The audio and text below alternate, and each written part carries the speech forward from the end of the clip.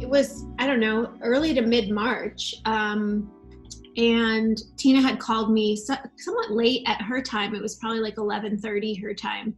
And was fairly frantic, just saying, we need to do something. And we need to do something now.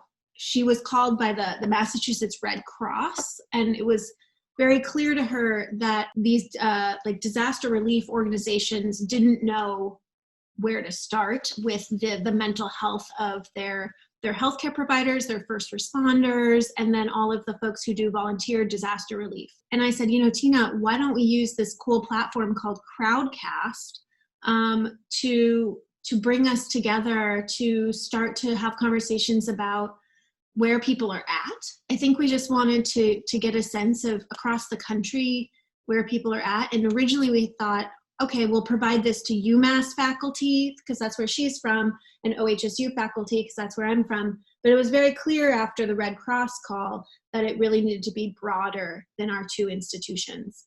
And we really thought about how do we bring the tenets of trauma-informed care and trauma-specific services to a platform like that.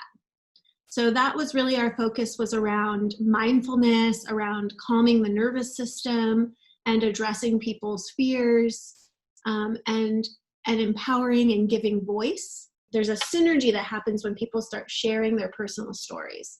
And we know that there's a lot of strength that comes out of community.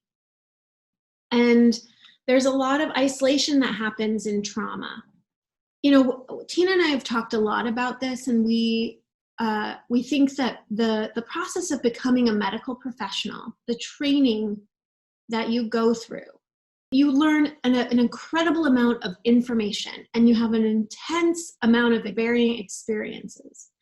But there's also a process of learning how to put your emotions aside and put that need for connection aside. And there are many structural things put in place even during a residency program where you're off service for months at a time and you don't see your people, your community. You're on nights, you don't have the same schedule, you don't see your partners.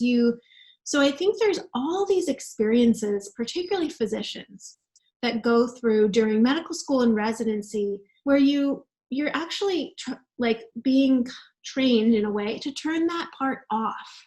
There is a value on this stoicism. There is a value on the containment and not reaching out for help and this is precisely why caring for clinicians was so important in that beginning part, is because that's not naturally happening. There's no space for that at our institutions, at our academic medical centers, at our primary care clinics. And so we felt so compelled to create a space.